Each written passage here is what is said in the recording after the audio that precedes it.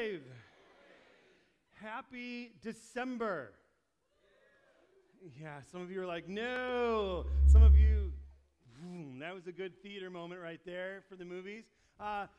In the spirit of being a part of our Thrive Network, which there are 3 churches, if you did not know. There's one in Texas. You met Pastor Tom Elmore last Sunday. But there is a Thrive Michigan, and they have a snowstorm going there today, so we thought we'd just keep it cold here to just kind of connect with them. That's kind of why we're doing this here. But we are, just so you know, still continuing to work through our process. I'm trying to be very kind when I say these next few sentences to help us get through our PG&E issue so that we can get our heat turned on. So we're working on that. It's still coming. Thank you for being here. If you need a hand warmer, we have them available for you today. But we are kicking off the Christmas season, and so for all of you that jumped the gun and have had your decorations up for a week and a half and you've been listening to Christmas movies or Christmas music for a month, okay, it's legal now. I just want you to know, it's legal now. We should pass a law. It shouldn't happen until after Thanksgiving. Who's with me, okay? That's what I'm talking about. So it's, some of you are like, Scrooge. I'm like, no, that's not what this is. We are finally at the Christmas season, which means that the stuff can come out of your homes, closets. You can get it up. You can get the Christmas music out. The cookies, sugar cookies are the best, I'm saying. And you can start watching your Christmas movies. Now, on the count of 3, I want you to help me out. I want you to shout out your favorite Christmas movie, okay? So I want you to think about it. So some of you are going, oh, but there's so many. How many of you are going, I'm not sure I can pick one? How many? Okay, that's some of you, okay? How many of you go, there's only one? All right? Okay, great. So I want to hear what that one is. Are you ready? On the count of 3. 1, 2, 3. Wow, some of you there's always that person that waits so that the stuff dies down so they can shout theirs out so it can be heard. I want to hear it one more time, okay? So 1, 2, 3. Yeah, that person's over here. Now, it's true. We all have these movies that we genuinely love. We love to watch them for a variety of reasons. It is hard to pick one. I am not going to tell you mine. Oh, no, it's not Die Hard. Die Hard is not a Christmas movie. I don't care what they say. I don't care. But I'm not going to tell you mine because I want you to focus in on and just think about why do we love these Christmas movies so much? I think part of it is because they bring us to a place of kind of helping us get to some of the things that we really love about this time of year. Some of the things that we enjoy truly that come with Christmas time, this really gets to the heart of it. We love the movies because they talk about family, and they talk about generosity, and they talk about kindness, they talk about joy. At their best, Christmas movies really kind of resonate and connect with us because we often see ourselves in what we long for the season to mean. They connect with us because we see ourselves honestly in the story. We understand and can relate to just what the story is all about. We understand what the movie is trying to say, and we go, gosh, I want the season to be like that for me. And because we relate so much to our movies that we watch at Christmas time, we are going to, over the next 4 weeks, take a look at a movie each Sunday so that we can kind of let that theme or something from the movie take us to a place of going, how can we make the most of this season? How can we make sure that we understand that God wants to speak to us as we go to His Word to let that kind of speak into what theme comes out of these movies that we're going to be having today. So today, the movie that we're kicking off with our series is Home Alone. Is that anybody's favorite Christmas movie? Anybody? Yes. 1, 2, 2. Yes. 2 people. Next weekend is Elf. Okay. The week after that, Polar Express. Couple of you. And the last week, and I have to do this now because so many people don't even know, December 22nd, It's a Wonderful Life. Okay, a few of you. Some of the rest of you are going, I've never seen it. Shame on you, okay? We may have to have a viewing party on that one beforehand. But I'm telling you, though, so you can maybe watch them in anticipation of our Sundays. That way you can be ready for what's going on. But let me do a quick recap of this because this movie came out in 1990. 29 years ago, it became almost an instant classic that touches on, I think, everybody remembers it for the hijinks and for the fun and for the little, the face. But it really touches, I think, on a deeper truth when it talks about family and it talks about loneliness. So let me do a quick recap so everybody just remembers exactly what the movie is all about. So it centers around the McAllister family. Their family and their extended family are getting ready to go on a trip over to Paris. And they're getting ready to leave in the morning. And that night, over pizza dinner, some things get said. And little Kevin, cute little Kevin, is kind of the recipient of all of the trouble that's going on. He gets sent to his room. He goes to the attic. The power goes out that night. They wake up late, and in the hustle and bustle as they're heading to the airport, Kevin gets left home alone. Okay, so he's there, and at first Kevin thinks this is incredible, but then the thieves show up to try to break in, and he defends his house. And that's where all the fun parts of the movie sometimes come in. The mom, though, figures this out while she's on the plane flying across the ocean, and she does everything she can to get home. And along the way, Kevin, I think, learns some pretty incredible lessons about family, about loneliness. And I think that's what's going to speak to some of us this holiday season, because family is such a big part of it. Family is such an incredible part of what this season is all about. We often try to make plans. Are we going to go home or go see family or find out how we can connect with the family? And that can be such a good thing. We enjoy it. We look forward to it. We long for it. But along with that family can come another word: drama. Okay, there's another word that shows up sometimes. Family drama. There's a little family stress that can get added into it. Who's staying with who? How long are you staying? When are you coming? What time are you getting here? If you're at my house, it all centers around eating, which you guys are not surprised at because of how much I talk about food. It centers around eating. My mom, if you don't have a meal with them, it's almost like you didn't even come and see them. I could spend the entire day, but if I don't have lunch or I don't have dinner, I don't eat breakfast, then it's almost like we were never there. That's kind of a thing that comes with it, a little drama that my mom likes to bring to it. And when you're together, there's something, though, that when that adds into it, that drama can give a little bit of stress to our situations. It can add a little stress to some of the family gatherings. Your aunt who asks a million personal questions. Okay? Yeah, your cousin who's always late. Don't shout anybody's names, okay? Your mom or dad who's always complaining. Your sister who tries to one-up you, your mother-in-law you can't please, your grandma commenting about your parenting approach, the black sheep who doesn't show up when they said they would, the pressure of presents and finances, the fight over who's going to clean the dishes. Sometimes we can just mess things up in an incredible way just because we're being selfish. Just ask Kevin. Let's watch. Yourself a napkin and you're going to have to pour your own drinks. Mom, does Santa Claus have to go through customs? What time do you have to go to bed? Early. We're leaving the house at 8 a.m. on the button. I hope you're all drinking milk. I want to get rid of it. Hey, don't you? Honey, the pizza boy needs $122.50 plus tip. For pizza? 10 pizzas times $12. Frank, you've got some money, don't you? Come on. Traveler's checks. Forget it, Frank. We have cash. You probably get the kind of traveler's checks that don't work in France. Did anyone order me plain cheese? Well, yeah, we did. But if you want any, somebody's gonna have to barf it all up, because it's gone. Fuller, go easy on the Pepsi.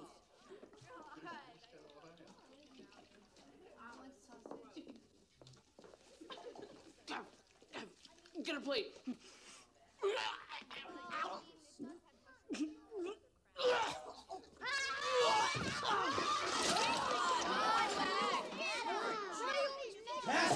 Watch it! Stop me! Help me out. No, let's get these passports out of here. You moron! Get some napkin. Come here.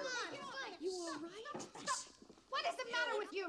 He started it. He ate my pizza on purpose. He knows I ate sausage and olives and Look what onions you and- did, you little jerk.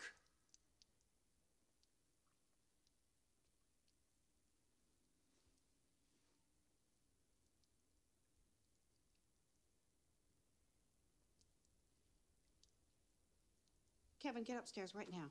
Why?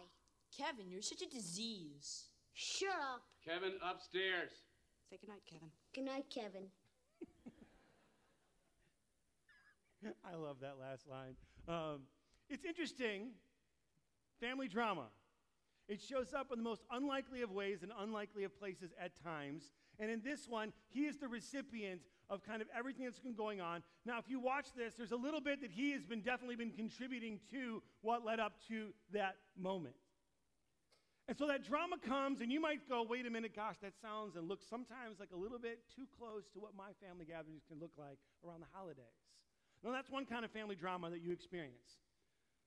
There's other kind of family issues and drama that can come that's definitely of the more serious kind in your family that just adds to a lot of the difficulty and the stress of this season. Somebody's seriously ill in your family.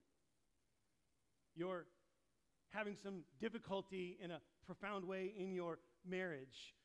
The kids are going to be with their dad. Maybe divorce has happened in your family in the last year. Your brother lost his job. You might find yourself going, I can't travel to be with family. I'm going to find myself possibly being alone at the holidays. It doesn't matter if it's the active family drama that goes on, or maybe there's some serious things that you're experiencing in your life. Both of these things add to the stress level of the season. Both of these things add to the tension.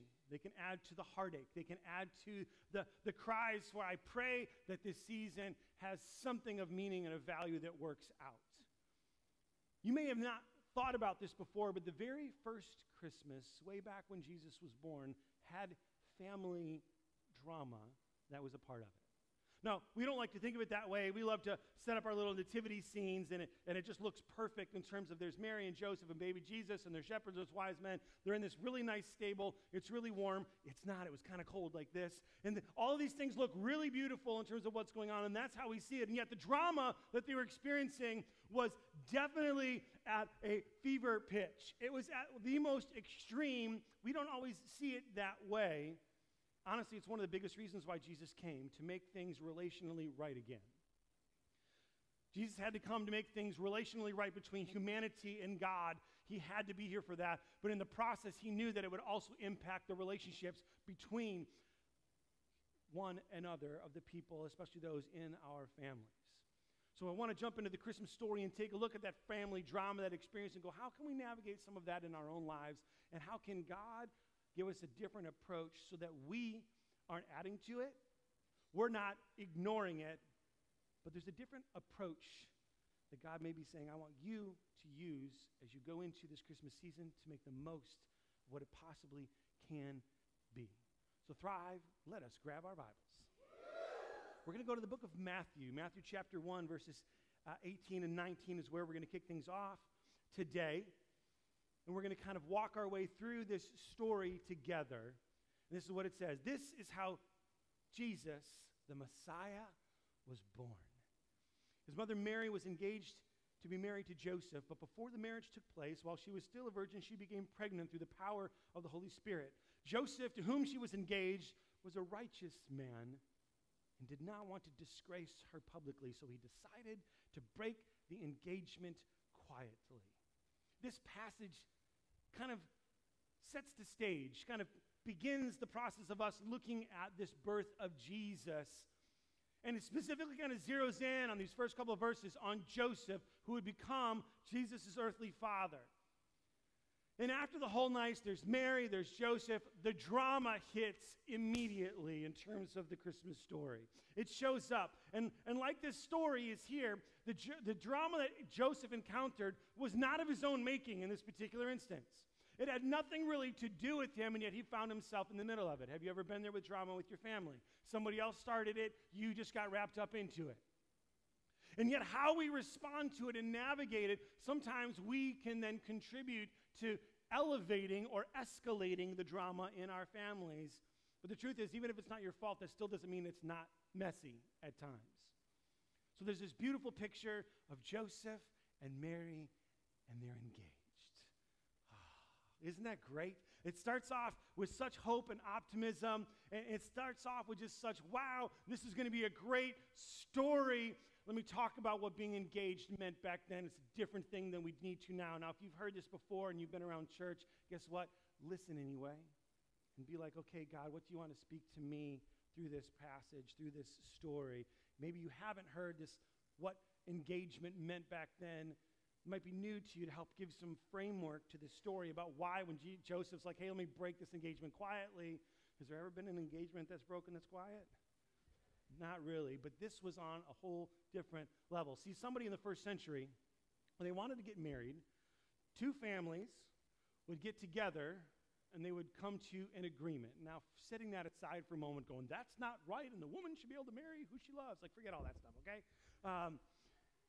But it gets to this point where they have this agreement together. The girl is usually between 14 and 17 years of age, roughly. And oftentimes there would be a young man who was maybe that age or a little older. The families would come to an agreement. They would come to an arrangement, and they would say, okay, it's official. They would kind of seal that agreement, and the couple would be engaged, but in reality, in that culture, they were actually considered to be married. Even though they would live with their own families for up to possibly another year before the official ceremony, they were considered married. So this isn't just some sort of engagement. There was no sense of other than this is official. They are husband and wife in that culture. And so you see at the beginning of this story, Joseph and Mary are in this stage. They're in this season. So there's excitement, there's anticipation leading up to what would be this incredible marriage ceremony that could sometimes last up to a week because of how festive and incredible it was. But then something goes completely awry. Something goes completely different. A wrench was thrown into the entire process. Mary is found to be pregnant by the Holy Spirit. Now, Joseph doesn't know that at this point. Mary finds out that she's pregnant. Joseph has no idea. And so all of a sudden, drama goes of the wildest and craziest that you would ever experience. Joseph, when he would come to find out, would know he was not the father because they weren't living together. They couldn't even be alone together. So he knows up front, this child is not mine, so can you imagine what's going off in his head? That's pretty incredible. And on top of that, she didn't tell him right away. Mary got this news. She goes off to visit her cousin Elizabeth, who turns out she's also pregnant. If you flip over to Luke, you can see that story kind of emerging there. When she comes home, that's when she tells Joseph. So she's been into this kind of pregnancy a couple of months. So he gets the news that she's pregnant, maybe by somebody else, and then he didn't even find out. She waited to tell him along the way. So clearly, she had cheated on him with another man when she was away.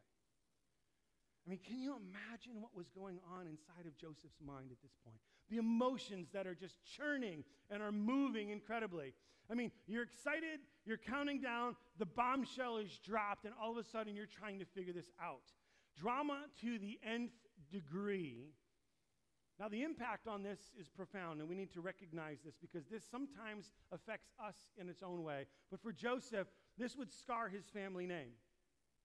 This would scar his name because everyone was going to assume that it was him. He could say it was somebody else all day, but everyone was going to go, dude, we know it was you. Just admit to it. So he would be publicly ridiculed for this.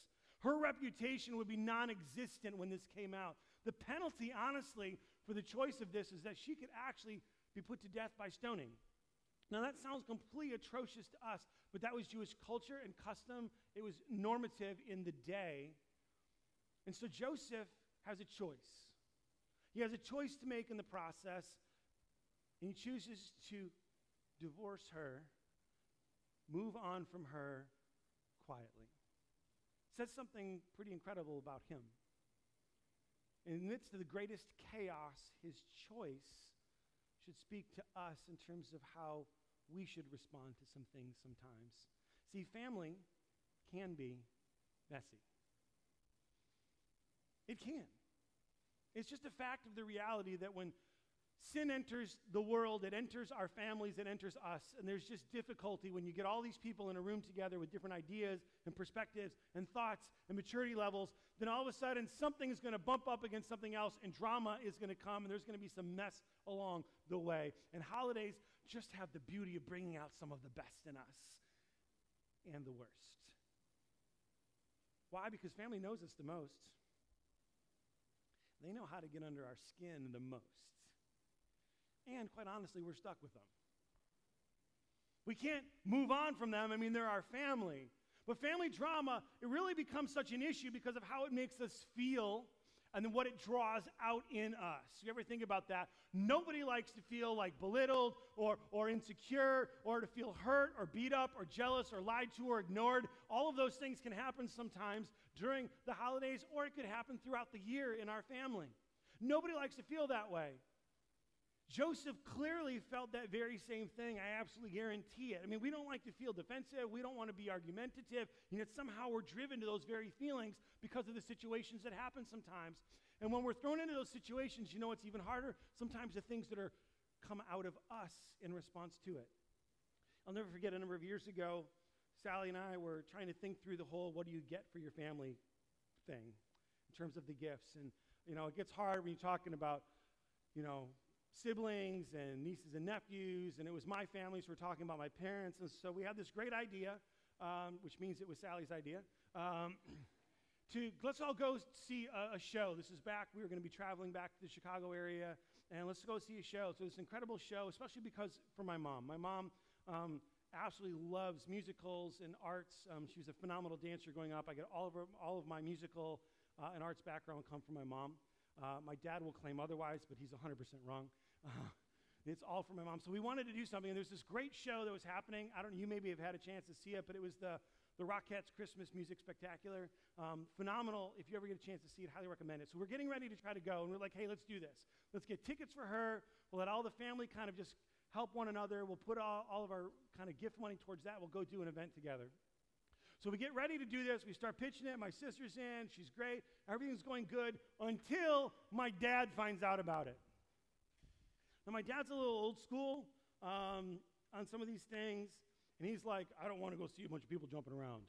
I'm like, Dad, I think it's a little bit more than that. I think you would enjoy this. Sally and I had seen it before. And so I tried to start gentle and go like, hey, let's think about somebody besides you. I'm like, Mom would really enjoy this. So we get to this point of going, I'm not going to go. I know, you can be like, seriously? It was just a place that he was at that time and trying to figure things out. And I'm like, we're going to take my mom. She would love this. We're going to go. So I'm like, Mom, go. She's like, this is going to create some tension and drama. And I'm like, I don't care. I'm ready for it. Okay, so I'm literally changing this mentality. My dad responding one way, and I'm ready to go in. I'm ready to you want to go, Dad? Let's go. And it kind of came to that because my dad at one point goes, well, who's going to stay with me then? I was like, oh, Dad, seriously. And then some very choice words came out of my mouth after that. I'm not going to share them with you. I had some really cutting things to say to my dad. So when in the middle of the mess, it often brings us to a place that we lose out on what this season could be. It draws something out in us that we don't want to. We get sucked into things that we don't want to be sucked into. Was I justified in what was going on? Absolutely. Did it help? Not a bit. That changes how we approach these things when we get into this time of year. See, our tendency is to respond to these family messes, go back as far as humanity. We fight or flight. We literally kind of respond one way or the other. Joseph considered both options at the very first Christmas. He could have said, I'm just going to throw her to the wolves and publicly kind of distance myself with this and make sure that everybody knew what had happened, that she was traveling. He had every right that he could have done that legally to get himself out of the situation. He could have fought back in that regard, or he could have said, let me try to get out of this as quietly, because I think he genuinely loved Mary deeply. And so he chooses the flight option, and really God coming to earth shows it that there's a different path, and that's the path that Joseph was on. Joseph was on this path of going, how do I honor God? And I think that is a very key part of why he was chosen to be. He and Mary were chosen to be the parents, the earthly parents of Jesus. I mean, Joseph is confronted by an angel to remind him of who God is and that there may be something different at work here than we realize, to think differently about what's happening, and especially to think differently about the relationships that he has with this wife to be. See, he discovered something that God was calling him to. It's a thought that we should remind ourselves of daily, and especially this time of year. We need to make sure we put we over me. And a lot of times during the holidays, it's about me. It's about what I want, what I think should happen. In that moment, even with my dad, I was putting me first, going, you are ruining this for everybody, which ultimately was a translation was, you're ruining this for me. Because I was starting to throw myself in the middle of all of this. And we see Joseph choose a totally different path because of what God is calling him to. And I think God is calling some of us to the very same thing today. It says, as he considered this, going on in verse 20, an angel of the Lord appeared to him in a dream and said, Joseph, son of David, do not be afraid to take Mary as your wife, for the child within her was conceived by the Holy Spirit. And she will have a son, and you are to name him Jesus, for he will save his people from their sins. All of this occurred to fulfill the Lord's message throughout the prophet. Look, the virgin will conceive a child, she will give birth to a son, and they will call him Emmanuel, which means God is with us. When Joseph woke up, he did as the angel of the Lord commanded and took Mary as his wife. See, Joseph chose to respond in the manner in which God had called him to. He chose something completely different than what the average person would have chosen and what that day allowed and could have said easily he could have done. And yet most people wouldn't have even considered this other option. Most people wouldn't have even thought about, how do I get out of this quietly? How do I not do this? And then he goes, hey, wait a minute, not even that. I'm going to take her to be my wife, which then means everybody's going to think he slept with her before things were supposed to happen.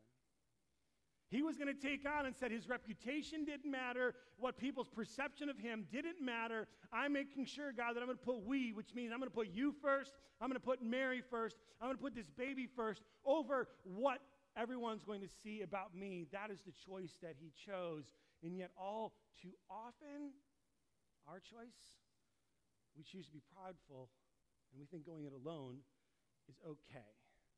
Let's check out this next clip and what Kevin does, because he chooses to go it alone for a little bit in the middle of the movie.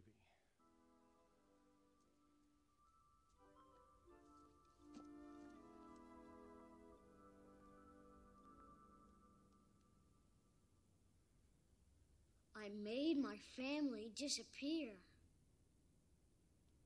Kevin, you're completely helpless. No, Kevin, you're what the French call les incompétents. Kevin, I'm going to feed you to my tarantula. Kevin, you are such a disease. There are 15 people in this house, and you're the only one who has to make trouble. Look what you did, you little jerk. I made my family disappear.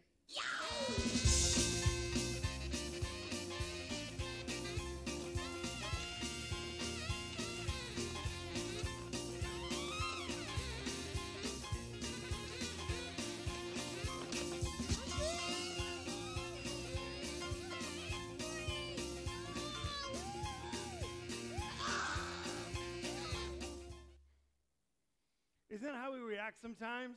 We get into it, and all of a sudden we feel like, you know what, I'm going to make my piece heard. I'm going to make sure that they feel what I feel. And so we're like, yeah, I'm jumping on the bed. This is so good right now. We do. That's how we respond. That kind of prideful sense of going, I'm going to make sure that they know. Kevin, for a while, was like, this is awesome. You know what? I made them disappear. They are no longer going to treat me that way. This is going to be okay. His pride couldn't let him see that maybe there's a different way to do it. Maybe he could do something different. Maybe it wasn't all their fault. See, how often is that our response to the people around us? How often do we stop to think about, wait a minute, what can I do to maybe approach this differently like Joseph did? See, imagine where Mary was at when this whole thing went down. All of a sudden, Joseph is ignoring the texts and her calls. He literally is kind of ghosting her and is trying to move on beyond it, kind of like, I am not even going to talk with her anymore. How alone and isolated she felt in the process. I think that's sometimes where we find ourselves at Christmas. Sometimes we find ourselves kind of pulled and pushed because we brought ourselves to a place of isolation and we don't realize that we've maybe contributed to it some. We pull back going, I'm just not going to deal with that, so I'm not really going to fully participate, or I'm going to kind of keep myself at a distance because I don't want to get sucked in, but that distance then leads us to being not included in what's going on. Sometimes it's because of our own choice. Sometimes we can't help it because what? We all long for connection. We all long for the support. We all long to make sure that our family is at a place where it's like, this is really good. We just miss it. See, Mary did something that was profound in this. She trusted God with it, even though she didn't know what Joseph was going to ultimately choose. God, you did this. You chose this. You gave this baby to me. I'm just going to trust you with where this is going to lead and where this is going to go. She discovered something that all of us need to be reminded of, and what Christmas is so especially perfect in doing so, that God didn't mean for us to be alone. God never intended and didn't mean for us to be alone as we go through. That's why Jesus is called Emmanuel. It's kind of one of these kind of titles that he's given because it says something so profound that God is with us. That's the whole purpose and point of why he came. To make sure that you were connected to our Heavenly Father, to make sure you are connected to the divine in our world again, to make sure that we are connected because there's enough mess going on that Jesus says, I'm actually going to come down into your mess to help you navigate through it so that you can experience something completely different along the way together. Because God's going, hey, I want you to be connected to me, but I want you to be better connected to the people around you, which means sometimes you have to approach it differently than how you normally approach it. So imagine having Jesus with you as you walk through this season with the people in your life. Maybe it's some people at work. Maybe there's some family things that you know you're going to be going into. You can go like, hey, you know what? Maybe Jesus is there kind of carrying me through what I know could be kind of difficult. Maybe Jesus is there helping control my tongue. Maybe Jesus can be with me to just help my attitude. See, that's what we see with Joseph. He ultimately turns that corner. We see that with Mary. They said, hey, we're going to trust God and approach this as a way to, like, he didn't mean for us to be alone. He wanted us to be connected and be together. And sometimes in order to have that happen, you have to let go of the pride to find home again. Because we don't often think about it as that pride is kind of built up, and yet it often does. The pride that gets built up in us to kind of say, not again, not to me, not going to happen. See, in the movie, as it progresses along and you start to see Kevin in the midst of defending his house, he starts to realize something along the way. He realized that, hey, wait a minute, being alone isn't all that it's cracked up to be. Maybe even this family that I have, this family that has said all these incredible things to me, how about the uncle calling him a jerk? I'm just saying, that doesn't translate to 2019 quite like it did back then. But you start to think through some of that and you go, wait a minute. He started to understand that something was different. So the movie goes on, and he finds himself in the church. Great place to be. He's in this church building. It's this beautiful night. The choir is singing up on stage, and who walks in? The crazy neighbor who all the rumors swirl around about. He looks down at him, and Kevin learns something along the way, because the neighbor has his own pride that's got in the way of his family relationships. Let's check out what Kevin has to say to him. You want to know the real reason why I'm here right now? Sure. Came to hear my granddaughter sing. And I can't come and hear her tonight. You have plans? No. I'm not welcome. At church? Oh, you're always welcome at church. I'm not welcome with my son. You can be a little old for a lot of things. You're never too old to be afraid. That's true. I've always been afraid of our basement. It's dark, there's weird stuff down there, and it smells funny, that sort of thing. It's bothered me for years. The basements are like that. Then I made myself go down there to do some laundry, and I found out it's not so bad. All this time I've been worrying about it, but if you turn on the lights, it's no big deal. What's your point? My point is, you should call your son. What if he won't talk to me? At least you'll know. Then you can stop worrying about it.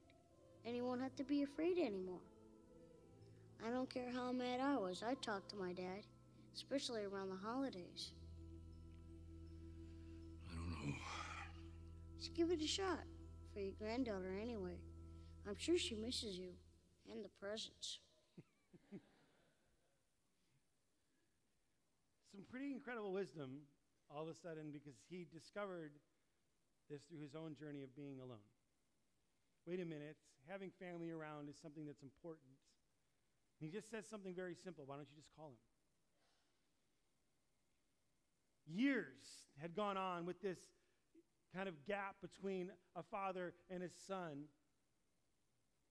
And a very simple response, why don't you just call him? You know what was preventing it? Pride. Pride was just standing in the way. And I think sometimes pride stands in the way of us just going, hey, I'm going to overlook that right now. Hey, I'm going to choose to be kind in spite of what's going on. Hey, I'm just going to be here to try to lift this whole thing because of what God wants to do in this moment through me. We cannot let pride stop or stand in the way. See, sometimes we get so caught up in the family drama that we miss the simple reality of family. Take the good, leave the not so good. Take the good. There's good in all of our family, as crazy as sometimes those experiences and moments can be. The lead up to it, the constant phone calls or text from family. You get in a text thread with family that's going on sometimes about what you're going to do for the holidays, and you're like, please, just take me out. And yet, God's like, hey, take the good. Leave the not so good. See, Joseph would choose that for this very first Christmas. He chose the good of trusting God and loving his wife and this very special child. He was going to be the dad of Jesus. No pressure there. That's the choice that he was making in this moment. He could have focused on the potential stoning. He could have focused on the ridicule. He could have focused on the stigma that he would have walked through in his life, the innuendo. He could have focused on all of those things that were not so good. Instead, he goes, wait, I'm going to leave that stuff behind, and I'm going to choose something bigger that God has for me. I'm going to choose to focus on the good that comes from the situation and from my family to be. So I don't know where you're at as you kind of look into Christmas. Maybe there's some drama that is in your family right now before even the holidays get lumped onto it. You might be going, I'd rather be away from it. I don't want to be wrapped up in it. You might even be dreading some of the things that are going on, or you just are going, you know what, I just would love to be free from all of it right now. So what if you chose a different path this year? What if I go, God, I'm going to choose your good, your path, and I'm going to leave all that not so good stuff. Maybe some of the things you've done in the past to respond to it that can end up contributing to the drama. Maybe if you leave that not so good behind.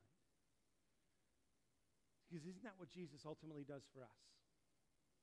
Isn't that ultimately what he does for us? He sees the good of humanity, and he comes down to earth. He's like, look, I'm going to take the good of who they are. They're my creation. They're made in my image. They are something to be redeemed, and there's such great value there. I'm going to take that. I'm going to leave behind the sin and the way that they turned their back on me. He looks over all of those things and goes, hey, I can overcome all of that. I want to focus on the good of what I came to do. That's what Jesus did for us. He pursued us all the way. And see, that's what Jesus does. And that's why this Christmas season, this matters more than anything. See, Jesus pursues us to help us find home again. To make sure that our souls are right, that we are in a place that is good and right. I love in the movie how the mom gets into this mode of just totally going total mom mode of like, I need to get home to my son. She was even willing to ride in the back of a truck with a polka band to get to her son. I love my son. Polka band, I'm just saying, like, I don't know. I would, buddy. I'm saying it. Okay? But the polka band, honestly, that would be rough. But she's literally willing to do anything desperately to get home to her son. Gosh, can you imagine the lengths that Jesus went way beyond a polka band to get to us? That's what Jesus did. He transcended so many things to come to earth, just to show us how much we matter and help us to find home again. Because when we are home with him in our hearts, when we are home again with him in our souls, that's when things are right and good and true, unlike anything else we experience in our lives. to whatever mess your family has, whatever mess it's going through, we are called to do it differently this Christmas. We're called to approach it in a totally different perspective this Christmas. We can choose to be the peacemaker. We can choose to maybe be the encourager, the overlooker. We can choose to be the ignorer. Maybe to show something to our families that's a little different than before. To look at it from a totally different perspective because we are going, hey, I'm going to let the pride get out of the way and I'm going to choose something different. I'm going to take the good and leave the not so good. I'm going to literally go, you know what? This is family and I can choose to offer a completely alternative idea and thought. So how might Christmas look different for you and your family this year? If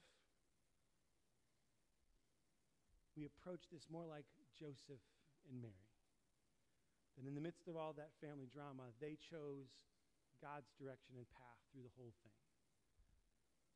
My hope is that you'd be willing today to go, you know what, God, you've asked and invited me to something different as well. Because that's what God did to come to help make sure that you are part of his family again. Would you bow your heads with me? Heavenly Father,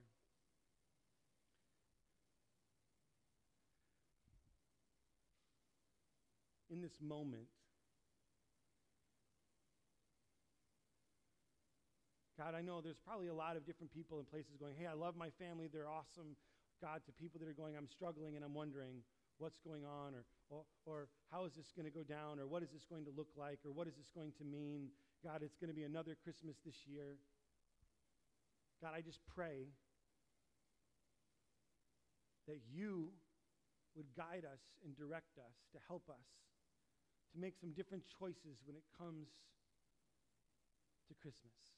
As we kick off this month, God, this kind of weeks-long celebration of what's going on, to help us remember the birth of your son and why you came and why you were here and why, God, there was a significance to what you were doing. I pray, Father, that we would begin to look at it and going, wait a minute, sometimes I contribute more to some of the drama and the struggle that goes on. And I pray, Father, that you would help us to maybe look at the pride that can come in, that can prevent us from making the God choice, the choice that Jesus made, that Mary made, that Joseph made. Because, God, you are here with us. But I'm not in this alone. God, you are with me. God, I'm not in this alone. God, you are walking with me through this. You are directing me in this. You are guiding me through this. So I pray, Father, that it first and foremost begins by going, yes, we can be good to each other, but to see a transformation take place in us, to truly remove the pride, requires that Jesus is at the heart and center of my life. And I pray this Christmas that, God, whether it's someone that's here that has never fully said, I'm in with Jesus, I want to follow him and give him my whole life, God, maybe today is a day that they hear you speaking and calling them to something else.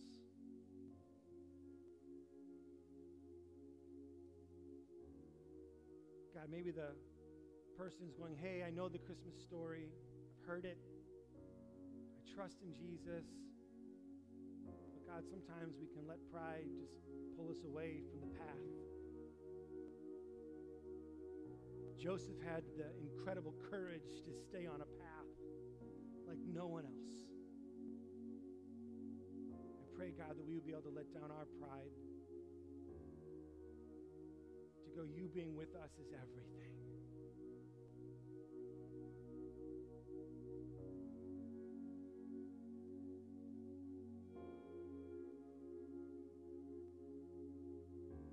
We thank you, God, for the beginning of this season.